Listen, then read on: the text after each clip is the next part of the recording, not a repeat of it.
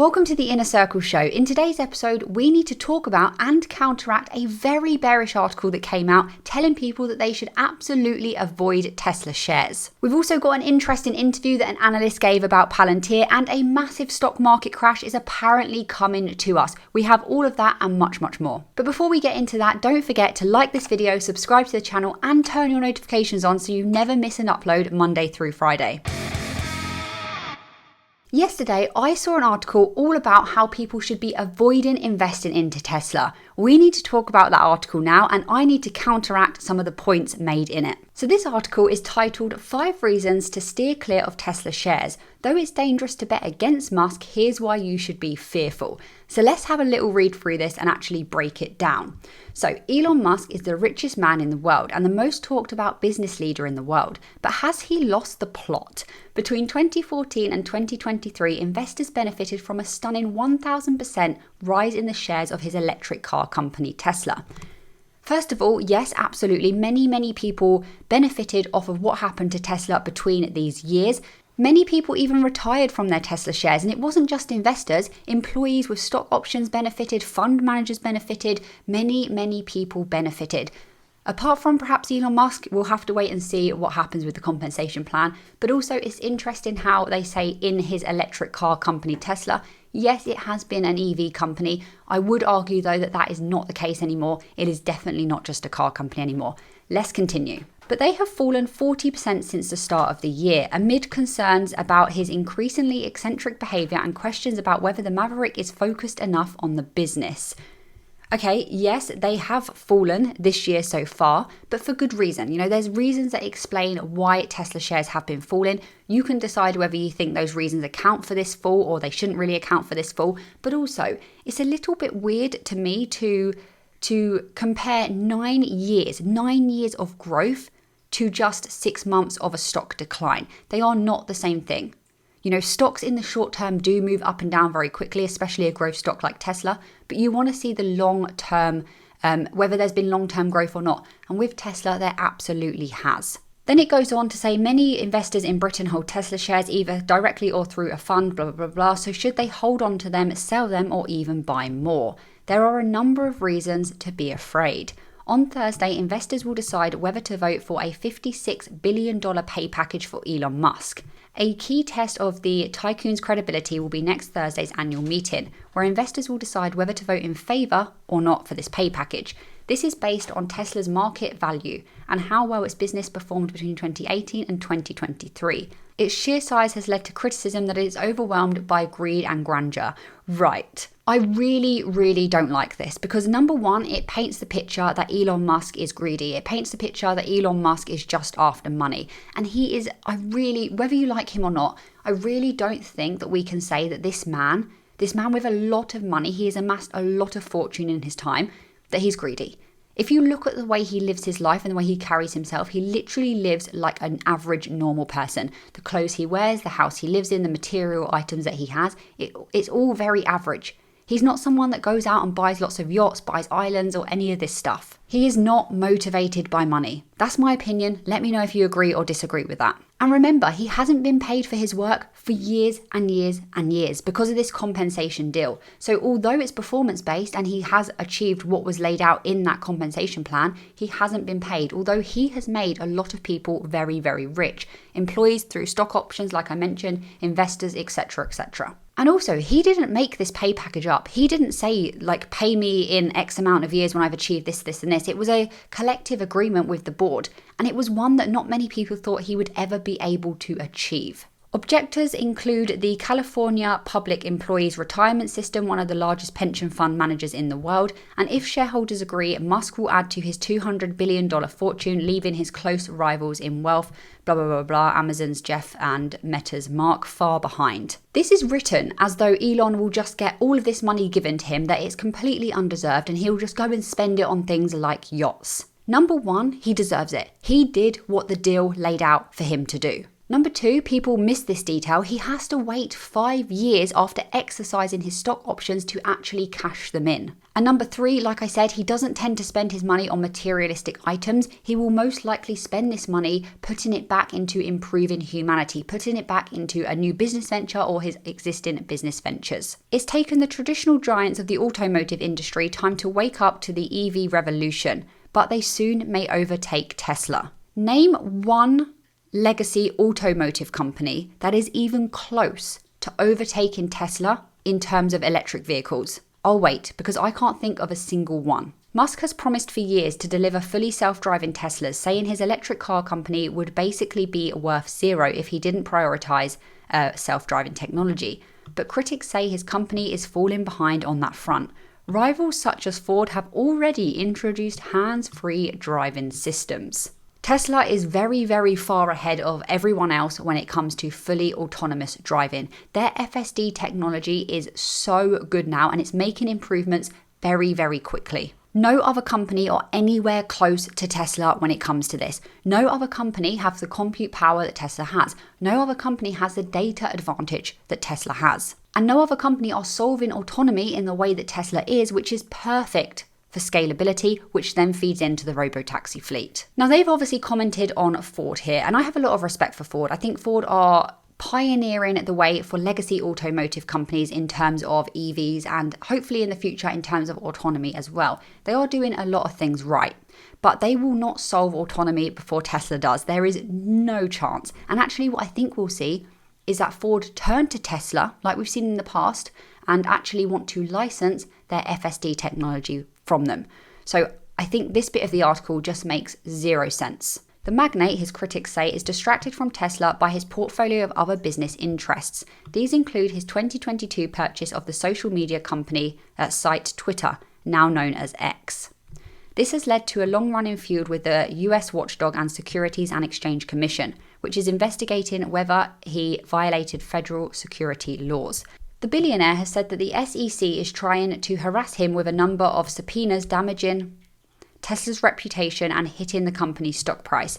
The broader problem is the scope and variety of his activities, which may mean that he isn't spending enough time on Tesla. There's SpaceX, where he built the most powerful rocket, infrastructure startup The Boring Company, Neuralink, a developer of interfaces to connect humans and computers. One analyst said, Musk is far too between his pursuit of an auto revolution, a Martian colony, cyborgs, and the world's ultimate social media network. We see this argument time and time again, that Elon Musk is too distracted and he's not focusing his time enough at Tesla. Elon has grown Tesla's revenue, along with the team obviously, by 3,333% in a decade. That is more than many, many other companies, including massive companies that you know about, such as Meta and Amazon. And he did this whilst growing his other companies. If this is what he can achieve at Tesla whilst running all these other companies, which are very, very important, and whilst being a dad and raising children, then maybe a distracted Elon isn't all that bad, guys. People also say that he doesn't deserve his compensation package because he is way too distracted and not focusing on Tesla. I wish people would understand that the compensation package, yes, there's money involved, there's stock options that can be cashed in, but it's more about the voting power that comes with it as he moves Tesla through the next AI growth era. And I don't think he's that distracted, actually. I think he's very talented, and I think the way his brain works is a way in which most other people cannot understand. He's not like most other people. So people struggle to understand him, and I think actually he has the ability and capacity to take on multiple problems in one go, to build some of the best engineering teams in the world, whilst developing EVs, whilst pushing forward sustainable energy, whilst building renewable rockets, and all the other business ventures that he's into. Now, when we talk about Twitter, now called X specifically, yes, there was probably some personal motives that caused him to react and buy that in the moment. I think he was fed up with the lack of free speech, the controlled narratives, especially when it came to reports and narratives around Tesla. There was a lot of misinformation, and he was probably very, very fed up with that. Now, did he probably pay too much for X and shoot himself in the foot a little bit? Yeah, probably. But I think what a lot of people don't understand about him as well is that he probably has an element of moving through seasons with different companies. When one company is having a particular active time and needing to push forward the needle in a very short time period, he probably focuses more time on that company, and then he moves through seasons with his other companies. And also, he's working more than most people. He's doing like 120-hour work weeks, and this is working on the most innovative, most focused, most important things. If he only focused on Tesla and Tesla alone, yes, he probably would grow Tesla faster. But then that would come at the cost to all of us, because we wouldn't have a free speech platform, a social media free speech platform. We wouldn't be seeing the success with Starlink. We wouldn't be seeing Neuralink and all the good work that that company is doing. And also, this so-called massive distraction that he apparently has between all of his companies is actually a massive synergy. It's an ecosystem for us Tesla investors, because there is a lot of crossover between all of his companies. They are sharing resources, they are sharing talent, they are sharing ideas, and it all fits in, and it all actually benefits us as Tesla shareholders. So I would say, yes, there probably would be more growth if he only had Tesla, but I think he's doing a pretty good job running Tesla very smoothly, even though he has all of these other things going on. And I saw this as well posted on X, which I thought demonstrated his dedication even more.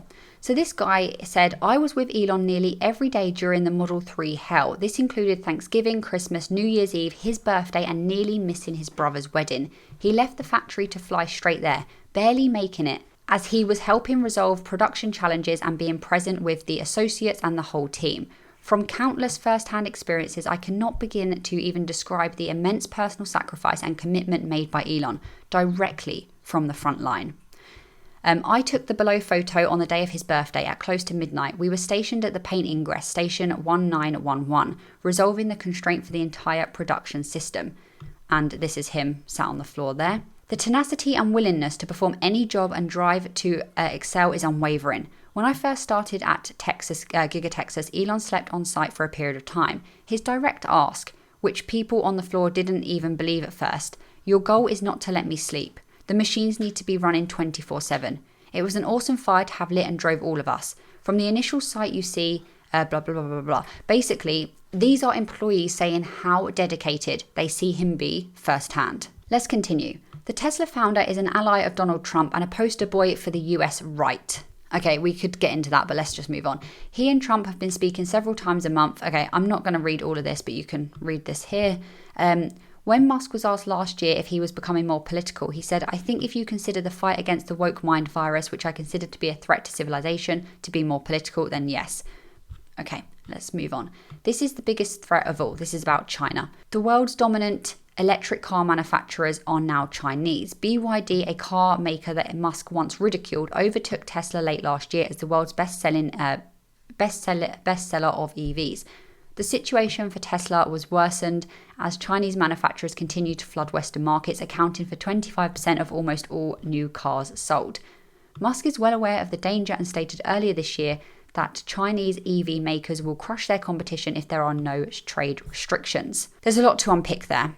Firstly, I have a lot of respect for BYD like I do Ford. They are doing fantastic things and they are a really, really strong, good company. But we do have to understand that when it comes to any other company, you know, there are only really two main companies that are actually making money on their electric vehicles right now, BYD and Tesla. It is not an easy thing to do. You know, Tesla specifically are the only profitable EV maker in the US. Most companies are losing a lot of money producing EVs. Are there other EVs on the market? Yes, there are some really attractive EVs out there that customers will buy over a Tesla, of course. But taking that from a consumer point of view to an investor point of view is quite different. But do Tesla have the advantage? That's what we've got to ask ourselves. And I think when it comes to scalability, their production, and also their technology advancements and their technology advantages, I think they absolutely do. They are producing robots on wheels. And of course, they have their full self-driving technology. Like I said, no other company comes close to. From my personal experience, I have been seeing more and more Teslas on the road here in the UK as time goes on. In fact, the other day I took a 20-minute drive and I counted 6 Tesla vehicles in that time period. But outside of their standard range, is there really much competition for, let's say, the semi-truck or the Cybertruck? I don't really think that there is. Taking the Cybertruck, for example, there are other pickup trucks available, but the Cybertruck is pretty unique. It boasts unique features. We think about the exoskeleton, that's really tough, really durable. It doesn't really dent easily. It has charging ports for tools, the towing capacity. It has all these features that maybe puts it ahead of some other pickup trucks out there. And then we have to consider everything else that Tesla's doing that other EVs, other EV manufacturers, whether they're Chinese ones or not, aren't even competing on. You know, they've got their full autonomy, their robo-taxi fleet, their humanoid robot, their energy sector, all these other things that make Tesla such a good company, in my opinion. In terms of EVs though, EVs alone, I think that there will be, in the long term, I think that there will be Tesla. I think that there will be some Chinese companies as well operating, and maybe one or two of the legacy automotive companies that may stick around. But I think they will only stick around if they work closely with Tesla. I think that there's a chance that a lot of the other ones will just slowly deteriorate because they're not going to be able to keep up with the software race. They've been very good at hardware for a very long time, but this is now shifting and cars are now becoming more and more about their software. And also just another thing on BYD versus Tesla, because it said that they're outselling Tesla vehicles now. You have to be really careful with the reports, the numbers that you see, because quite often it will show you how many cars Tesla's selling, which are all EVs. Every single one of Tesla's cars is an EV. But then it will compare it to BYD's range, but they will include data from both full EVs and also hybrid vehicles, which is not comparable. So just be careful with that. So yes, I do think Tesla has a little bit of competition when we look at BYD specifically in the Chinese market, but I still think Tesla are doing wonderful things there. They're really, really pushing forward in the Chinese market. And also when we look outside of the Chinese market in the US and globally around Europe, everywhere else, Tesla is still leading. And it's also just the wrong comparison because Tesla isn't a car company. Okay, you can read the rest of the article, but that's the main bits that I really wanted to respond to. Do let me know what you think about all that in the comments below.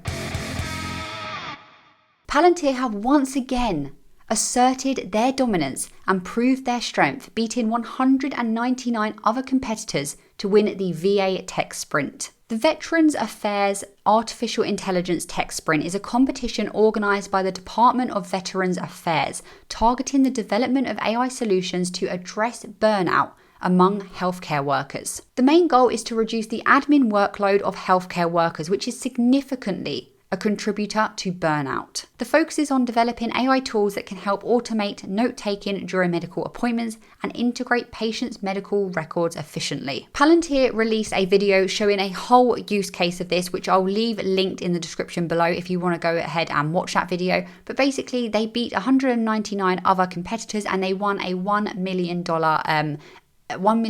prize money reward. Now, $1 million isn't really going to do that much for Palantir at this stage, but it was more the fact that they came out, they competed, and they asserted their dominance in the AI field, and they won this competition. Now we need to talk about an interview that a Jefferies analyst recently did about Palantir. There's a lot of things in this interview that I absolutely agree with and some things that personally I just don't agree with. He said that right now the valuation is holding them back from Palantir and that Palantir stock is the single most expensive name in their coverage. The first question posed to this analyst during this interview was this whole idea that Palantir shares are up by like 40% this year so far, and what's their current take on this position? This was his answer. Take a listen. Fundamentals are obviously improving at Palantir.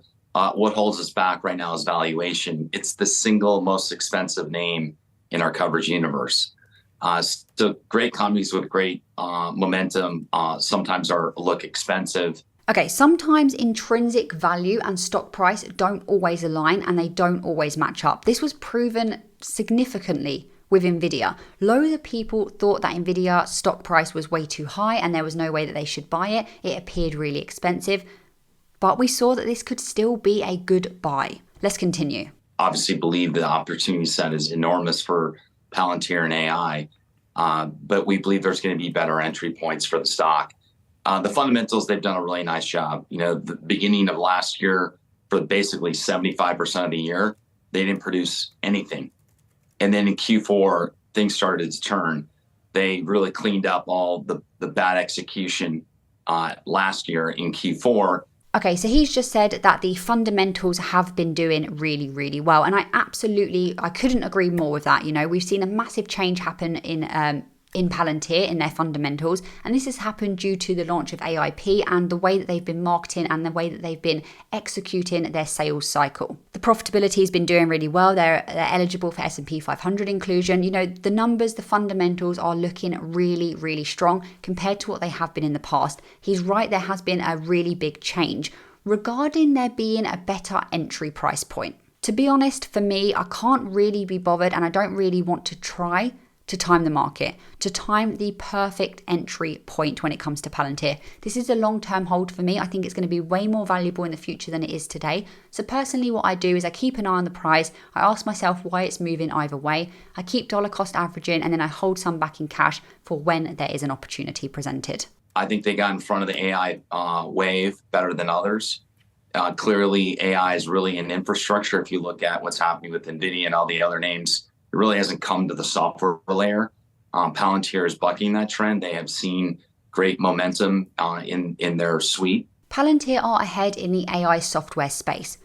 Couldn't agree more with that. They are leading this commercially and on the government side as well. He was then asked this really interesting question about Palantir's position with all the geopolitical issues that we're seeing and how much of that actually plays into the thesis of Palantir. Let's hear what he had to say about that. I think that the challenge for investors on the government business is, one, it's hard to really talk to the CIA or whoever has the software to really actually see what it's doing and does it work, right? So what we've said to investors is the government business is really difficult to analyze because it's hard to talk to most of those governments. They don't want to talk to anyone about how they're using it. It's very secretive. So you effectively cannot predict what happens in the government business. Okay, I'm going to stop it there. He says a lot, but in the interest of time, he basically comes down to this statement of the government business is really hard to value. Yes, it is harder to value. He's absolutely right. And that is because there's way more visibility that we have as shareholders, you know, Wall Street analysts or retail investors.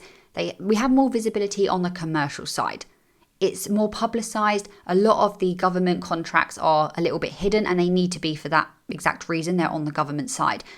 And he's right, you can't just walk up to the CIA and ask them how Palantir are doing and what deals they've got with Palantir.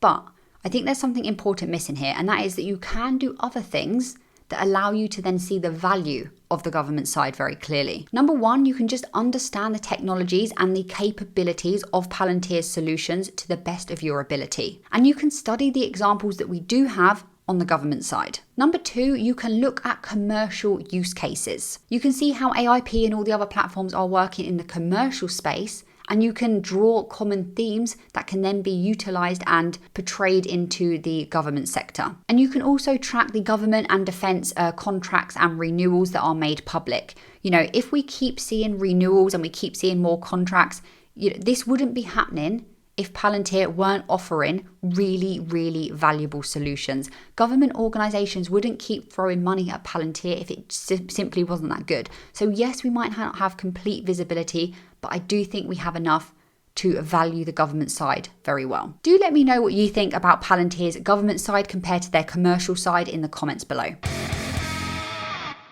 In other news, there has been so much stuff happening, so I'm going to try and run through this really quickly. Firstly, there is going to be a new national stock exchange aiming to launch in 2026. This is going to be the Texas Stock Exchange. It's already received $120 million in funding from the likes of BlackRock and other big names, and it basically wants to challenge the New York Stock Exchange and also the NASDAQ. It wants to offer companies and investors an alternative. Also, we have recently seen the S&P 500 close at all-time highs. Just when you think things can't keep going up, they seem to. However, there is an economist that is thinking that this is all going to stop and it's all going to come crashing down very soon. An economist called Harry Dent is predicting that a market crash like no other is coming to all of us in 2025. Now, this guy is typically very bearish and he is known for continuously predicting a market crash, so just bear that in mind. But he's predicting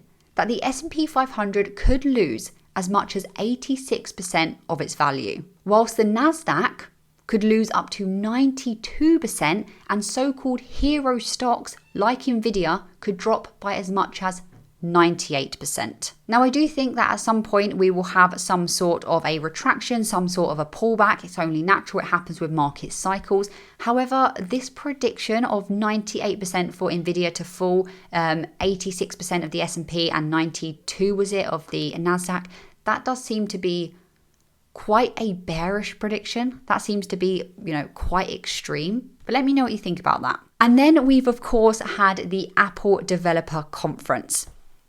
We've spoken about this in yesterday's video as to whether we think those updates and the announcements were really very good or were they not. But the market loved it.